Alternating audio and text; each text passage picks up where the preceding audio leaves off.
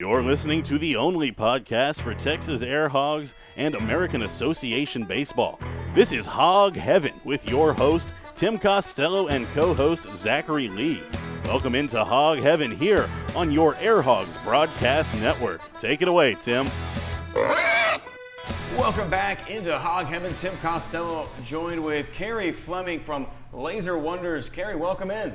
Good to see you, Tim. So, Cary, you're not just a vendor out there, you're also an AirHogs fan as well, is that correct? Long-time season ticket holder. Love the AirHogs. How long have you been coming out to the games?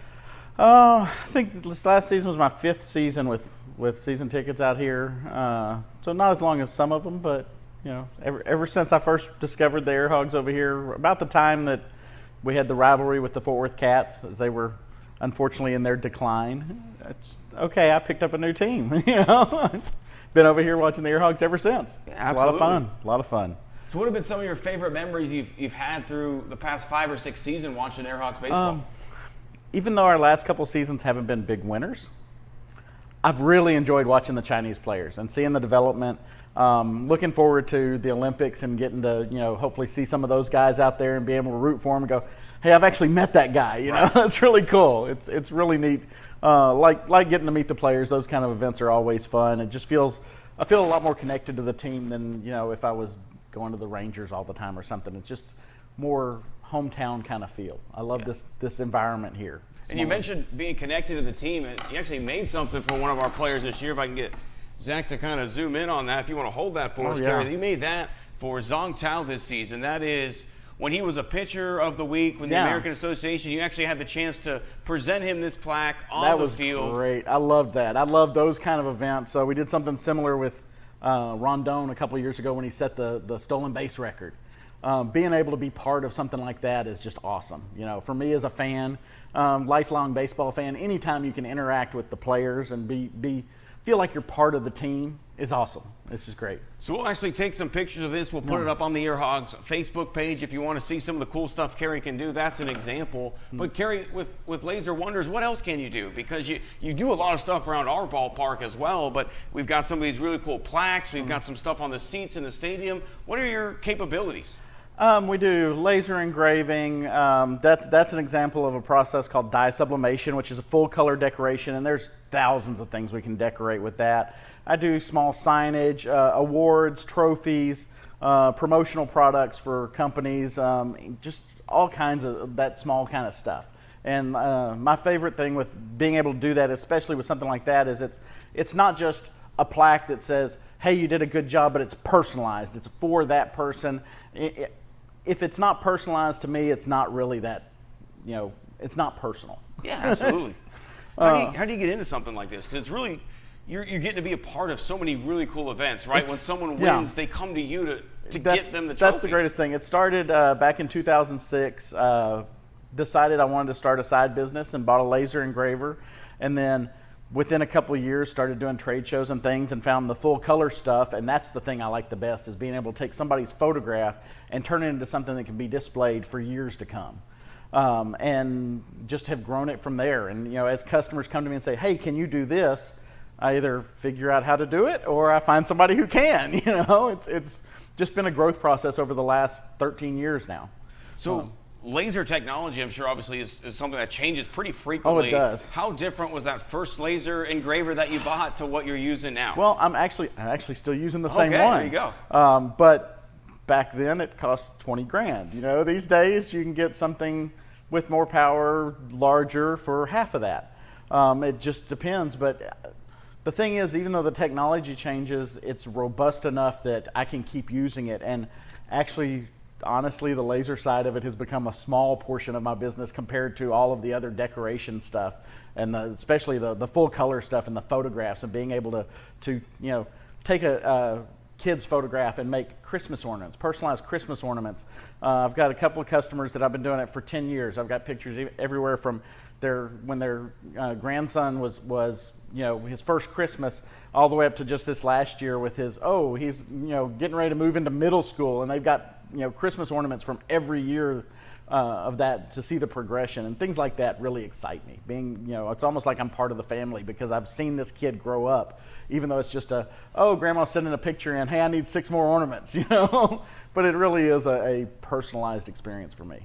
That's absolutely fantastic. How do you meet people that are interested in doing something like this when you say, hey, I can make you a Christmas ornament? Do you have a strong online base, or do you really try to get people in the store? Well, it started online, and actually I do a lot with like Cub Scouts. Well, I don't have any local Cub Scout contacts or customers, really. I've got customers in, well, the last order I sent went to Thailand. Oh, wow. But it was one that a guy that was in Virginia, his kid started in Virginia, he was transferred to Germany. I did some for the Cub Scout troop that he was working with in Germany with his kid when he was in the military. And this last year, he's like, oh, by the way, I'm in Bangkok now. It's like, okay, I'll send some flags to Bangkok. Might change the shipping costs a little bit. Yeah, it does. But it's a lot of it is word of mouth. Started with the online presence, and somehow I ended up high in the rankings on Google for some stuff and started getting customers, and they love what they see, so they tell all their friends, and it just sort of branched out from there. That's fantastic.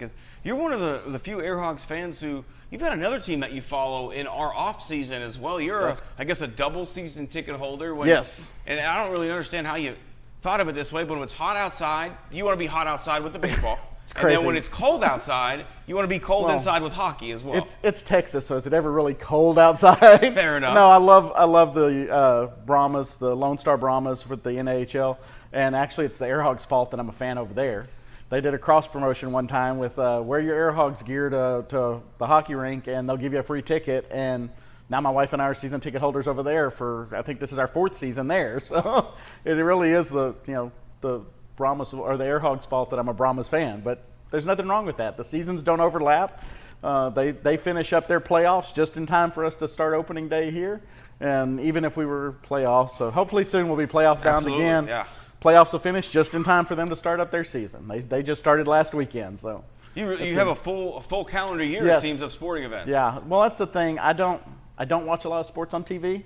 If it's on, I'll sit it, but I don't really tune into it. It was always something that was in the background. I grew up with my dad when he was out working in his shop. If baseball was going on, the baseball game was on his little 13-inch black and white TV, and it was always just sort of played in the background while we were working on something. So it's never been hey, I'm going to sit down and watch a game, but I love going to events and being present for them. It's just more a feel with the sport if you're there instead of just, it's on TV and I can walk away and no, when you're at the park, you're immersed in it, and it's great. Yeah, absolutely. A little bit more about the minor league. It's actually not a minor league team, right? It's semi-pro? Well, it's not even semi-pro. It's junior hockey. Okay. These are guys that are anywhere from 17 to 21. They're getting scouted for hockey. Hockey's a weird sport in college in that it is, yeah. a freshman hockey player in college is probably 21, 22. He's not 18 years old. No, they play competitive hockey not through school but through other programs, and they get up to this junior level hockey. And actually, I think the NAHL is the second tier. There's only one tier of hockey in the U.S. that's considered higher level than the NAHL. But they've got 32 teams, I think it is. No, let's see, 26 teams this year playing junior hockey, getting scouted for colleges. The league's biggest thing is they call themselves the League of Opportunity because they've got so many guys that get scouted at their games that go on and get D1, D3 college hockey scholarships to go let somebody else pay for them to go to college while they play hockey. And it's a great opportunity for them. And a lot of the guys are really smart about it. They don't just look at, who's got the best hockey program, but who's got the educational program for what I want to go into. We got one guy, he's going to school because it's an engineering school and he wants to go into engineering. One of our players now, he knows there's no way I'm ever going to go play NHL because his commitment is the Air Force Academy. So he's going to play hockey, and next year or the year after, I can't remember, he goes to the Air Force Academy and becomes a member of the Air Force, and he's going to serve the country.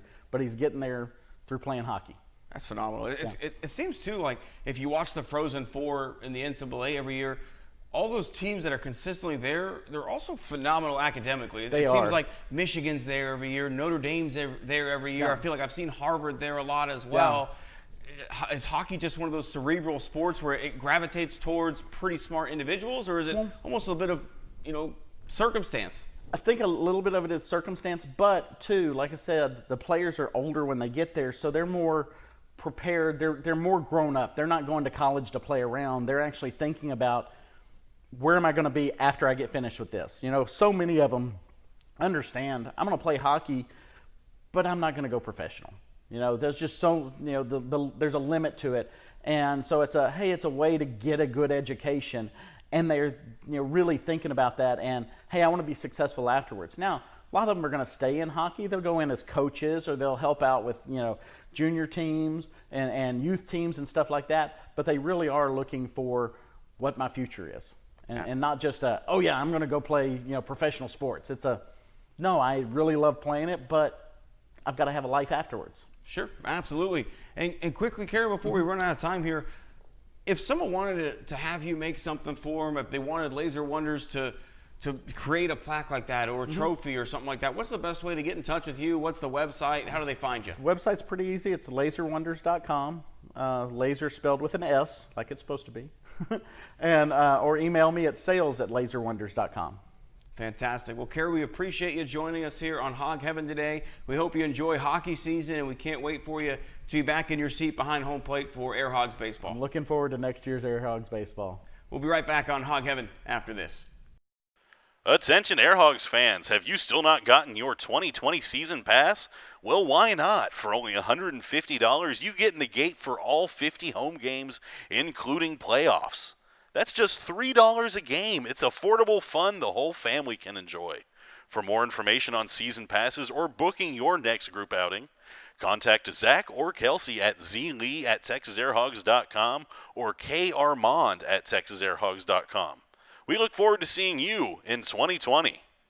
Welcome back into Hog Heaven. Tim Costello joined with AirHogs outfielder Justin Byrd. Justin, welcome into the program. Glad to have you. Thank you. Always a pleasure. Yeah, it really is. We had some really fun conversations during the season, but now that we're in the off season, it's kind of cool that we get to learn a little bit more about what you're passionate about, what you're doing in the off season, and how you get ready to come back strong in 2020.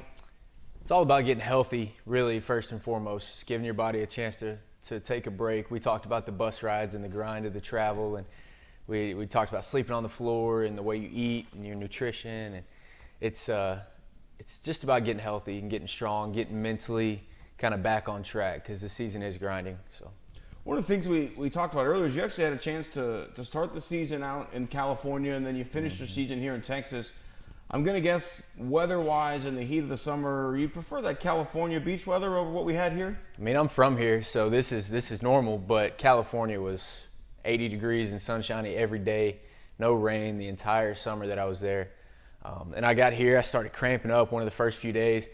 First day we got here, I believe, we played a doubleheader, and it was 100 degrees outside, hotter on the turf, and man, I was dying, but you get used to it and you kind of adjust. But yeah, you can't beat the Northern California summer. So. You mentioned being from here. You had so many fans that really showed up for you once you joined the club, both in the stadium, but as well as on social media and through the broadcast. I think Zach can attest as well. You know, we had more, as we call them, bird watchers on the Instagram and on the broadcast, really, than anybody else throughout the season.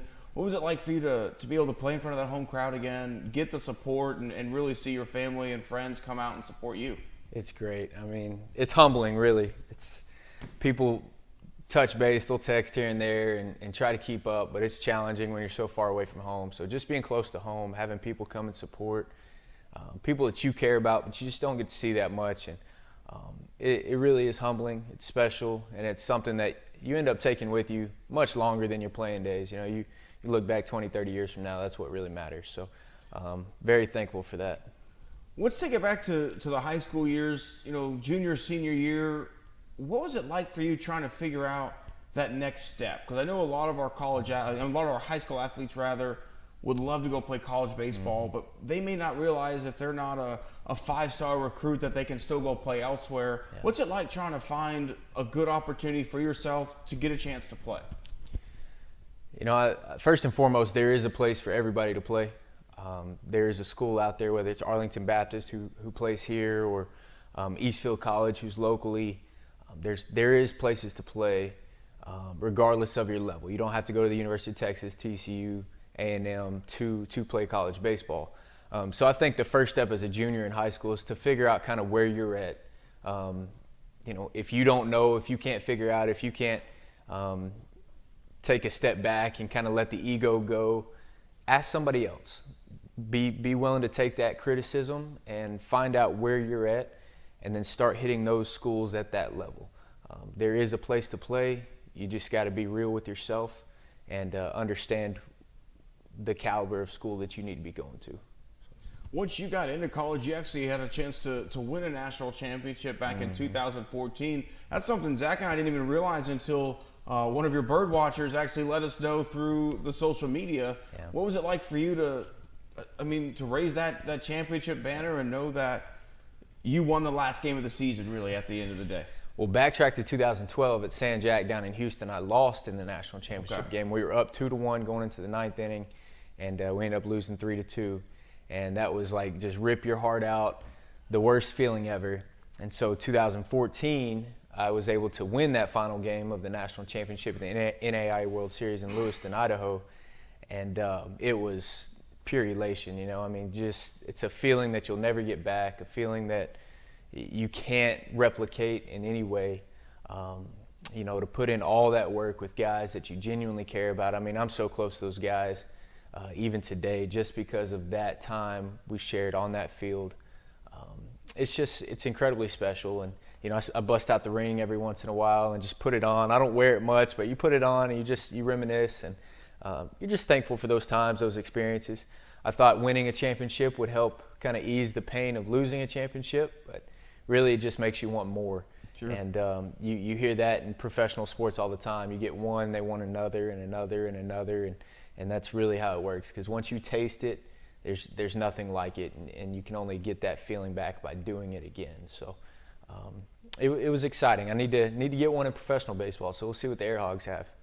Speaking about professional baseball, you've grinded out a successful career, but out of college you may not have got the notoriety that we were looking for. You came to play here for the AirHogs, had a pretty good first year. What was it like for you coming into a league like this, the American Association, straight out of college? Because this is a pretty fairly high level of play, and to come straight out of college and be successful here, that's no small task. It's not a small task. It's challenging. I wasn't prepared for it mentally. I didn't know what I had in front of me, the opportunities that I had in front of me. I was unfortunately bitter about not getting drafted or not being an affiliated ball when at the time at 21, 22, that's where I felt I should have been. But you learn quickly that it doesn't matter what you feel like, it doesn't matter where you think you should be, but what matters is where you are. And so over the course of the last 5 or 6 years of professional baseball, I've really worked on being present and controlling what I can control. And it's a phenomenal league. The American Association is, it's equivalent to AA is what they say. You get guys like Matt Dean who've been at AA, Stuart Imes, AAA. Those guys can play, and they're right here every day competing, and I'm competing with them. Guys right out of college are competing with them. And I wish at 22 I'd have known that, man, this is an opportunity that could lead to great things very, very quickly. They say you're 2 phone calls away from the big leagues. And there's a lot of truth to that. So it's something I didn't realize early on that, I'm thankful I realize now, and it's fueling me to continue to play to the best of my ability. So, you joined the AirHogs this season. I think it was 17 games left to play, and it was a really exciting 17 games. We eclipsed the win total from last year. We had 3 starting pitchers throw 1-hitters, 2 of which were Zong Tao. We private jet life up to Milwaukee. For you, was there one moment that you loved more than any other? You had the go-ahead home run in Sioux Falls in the 9th inning. For you, what was the AirHogs moment this year where you got a chance to go, wow, that was awesome? The private jet was cool. The PJ, as they were calling it, that PJ life. That was neat, but that's just stuff, right? Really the thing I'll take away more than anything is the Chinese guys. Even though it was late in the season and everybody was kind of ready to go home, the Chinese guys, that's something that you can't get from anywhere else. It's especially with the tension between our countries at times, and the inability for them to just come over and us to go over there and really spend significant time together and get to know each other. Those guys are really special guys, and I'm glad to see that they're going on and doing great things, and I can't wait to see them when they come back. But that's what I'll take away most, is just my time with them. On the field, just being out there every day in front of fans. I love the fans. I love the atmosphere. It's an entertainment business. We're here for them. And so just being able to go out and share this great game with those people, the kids out there, and maybe some of the older people who never got to experience what we do. Sure. Let's talk a little bit about what you're doing right now, right? Because you actually came up to the stadium today for a purpose that wasn't to hop on Hog Heaven. We were just able to get some time with you, luckily. But you and Matt Dean are doing stuff for kids, right? And at the end of the day, that's one of my favorite things about baseball, is that we're always looking to pass it on to the next generation of ball players. And that's what you guys are focusing on right now. Tell us a little bit about what you and Dino are doing for our next generation of ball players. Well, there's a company out there, a new company, a startup called We Are Athletic. And it's for the kids. It's a content-based platform to help the kids grow in the game, help them learn the little fundamentals from professionals like Matt Dean, myself, and others. It's exciting to give back. Really, bottom line is we're out here so that these kids can get better. They can see us. They can replicate us. They can really be closer to us. It's so hard for them to get one-on-one advice or instruction from big leaguers. So to have us here, we can kind of relay that message, show the kids what it's like to be a professional, even if it's for a day or a short time. But Matt Dean and I grew to have a great relationship pretty quickly, and we're just looking forward to doing amazing things this offseason with the kids, giving back, and preparing ourselves to come back next season and compete to the best of our ability. So. Absolutely. I think we mentioned earlier about that path for college, right? Is there some sort of this organization where you're helping these kids find college scouts, or you're helping them find the right fit? Like for you, it was to go to Stan Jack, who is probably the best junior college in the country, or at least in the state of Texas when it comes to baseball. Right. Get that opportunity and then go play at a 4-year. Is that something you'll be working with kids as far as guiding them the right way? Absolutely. I've been in youth baseball for some time. My dad's a career coach, coached in high school. He's a coach at Eastfield College now. He runs the Dallas Saints baseball organization out of Rockwall. And he's done that his entire life, just help promote kids, get kids to the next level. And that's something that I've kind of latched onto and been able to do during the off season and help out with. So, any kids that are looking to get to that next level, maybe don't know where to start, where to go, please reach out to us on Facebook. I'll do what I can to get back to them. If you can relay that message to me, I have no problem reaching out to them and saying, hey, this is what I recommend, this is what I've done, and what's worked for me or what hasn't worked for me, because we can help you out, help you reduce some of that heartache and time wasting type stuff that can come about when you're a junior or senior in high school looking for a place to play.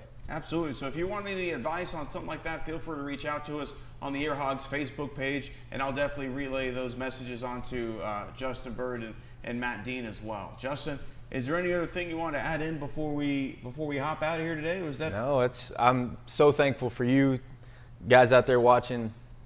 I mean, it's a great organization, and I'm looking forward to be a part of it for a full season, and bring a championship to Grand Prairie. It's been a while, I believe, right? When was the last time? It has. 2011, actually. We defeated the St. Paul Saints in 2011 to win our championship, and they actually ended up winning the championship this year. So it all kind of comes full circle. Yeah. What better opportunity would it be, or what better story would it be to have the Chinese guys in here with a handful of American guys and do some great things in professional baseball? I really think, with the way the team ended the season this year, especially the way Zong Tao and Gan Chun were pitching, people need to watch out next year. The AirHogs are gonna sneak up on some teams that maybe weren't expecting us at the beginning of the season to get off to a great start. But I'm really excited for next year. I almost wish it was April right now. I'm ready to go now. So I do too. It's going to be exciting, and I just so thankful to be a part of it. Well, Justin, we appreciate your time. We'll be right back with you on Hog Heaven after this. Attention AirHogs fans, have you still not gotten your 2020 season pass? Well, why not? For only $150, you get in the gate for all 50 home games, including playoffs. That's just $3 a game. It's affordable fun the whole family can enjoy. For more information on season passes or booking your next group outing, contact Zach or Kelsey at zlee@texasairhogs.com or karmond@texasairhogs.com. We look forward to seeing you in 2020. Welcome back in here on Hog Heaven. What a great episode it's been this week. We want to thank, of course, Cary Fleming from Laser Wonders coming out and joining us. And Zach, Cary's been a fan of the AirHogs for so long. We heard him talk about that. And it's nice to be able to get those longtime fans on the program here with us. Definitely, it's nice to hear just from some of the fans what they nice to see, they're kind of seeing what we're seeing. Nice to see the development of the Chinese players. Really happy, for the development they had throughout the year and excited moving forward with what they can do with the Olympics coming up. The Olympic qualifying again coming up in November for the Chinese. We'll be paying close attention to that. And we'll keep everybody posted on what happens to that Olympic qualifying as well. And again, we want to thank Justin Byrd too, because it takes a lot to get ready to play a baseball season. Justin Byrd, Matt Dean, Javion Randall, all these guys are already starting to work out now to prepare for the 2020 baseball season. So for Justin to take some time out of his schedule to come out to join us here on Hog Heaven, we're very appreciative that he was able to do that for us. Definitely, it's great to hear from one of the players, Justin Byrd, always a fan favorite here in AirHogs Stadium. It was nice to hear that he's trying to keep the body right, looking forward for the season coming up, and just kind of nice to see that he's also about growing the game, teaching some of the younger kids the right way to play, and just staying active in the community out here. You're absolutely right. The game of baseball is really changing. When I was a kid growing up, select ball was really starting to become a big thing where you play year-round. Well, now that's the standard. It pretty much feels like kids don't play the Little League as much anymore. They play for these DBAT teams or for the select teams where you're playing year-round baseball. And if I can fit Little League in my schedule, I might. And it's good to have people like Justin Byrd who are just wanting to focus on growing the game, making sure the kids have great fundamentals, and number 3, and most importantly, are they having fun out there? Yeah, exactly. At the end of the day, it is still a game. It's about instilling that love for the sport and kind of passing it on to the next generation. Justin Byrd, I can't think of a better ambassador to the young fans of baseball than a guy like Justin Byrd, a guy who is a professional. He does everything right, and someone you just want to root for. So it's just nice to see that. I mean, it's kind of what we're doing here anyways with the AirHogs. I mean, we've got the Chinese national team here. It's about growing the sport in a different country, and it's nice to see that Justin Byrd's priorities are essentially in the same area. But I like that his priority isn't a kid's life should be 365 baseball too, right? Because I had a wonderful opportunity, I want to say 5 years ago now. I think it was 4 years ago now, actually. Craig Biggio inducted into the Hall of Fame. I went to Cooperstown. And my favorite speech that weekend, even though I'm a lifelong Astros fan, my favorite speech came from John Smoltz. When he had the chance to talk about you don't need your kids playing baseball year-round. He's a guy from Detroit, Michigan. Obviously, you couldn't go outside and play baseball year-round. He had a chance to fall in love with other sports, but really even more so fall in love with the game of baseball. And his point was, I never played baseball year-round. And he pointed around, he's like, look where I am right now, the Hall of Fame. Did me all right. Your kids don't need to play baseball 365 either. I love the game of baseball, but I want these kids to fall in love with it because they love the game, not because they're shoved baseball every single day down their throat. Yeah, if you think, anything can get old if you're doing it 365 days a year. It's the off season in a big way is what makes the season so great. That 5 to 6 month period where you're kind of itching and ready for some baseball. If you had it on demand 365 days a year, it just wouldn't be so special. So it's important to take that break, important to, get the body right in between, but it's really important for that mental break, just to kind of escape from it, get away from it, and then come back refreshed whenever the season has started again. I want to remind everyone, if you'd like to showcase your business or something you've been doing in the community on Hog Heaven, reach out to zlee@texasairhogs.com. Again, that's zlee at texasairhogs.com. That's Zach Lee's email. He'll be sure to line everything up for you. We want you and everyone out there who has a great business in the South DFW area, come on, let's showcase your business, and let's let everybody know what you do and why you want to be a part of AirHogs baseball in 2020. We appreciate everyone who joined us on Hog Heaven again. Again, thank you to Cary Fleming and thank you to Justin Byrd. Next week, we will be joined by Matt Dean as well as Buddy Craig, the groundskeeper and more for your Texas AirHogs. Until then, I'm Tim Costello, he's Zach Lee, and you've been in Hog Heaven.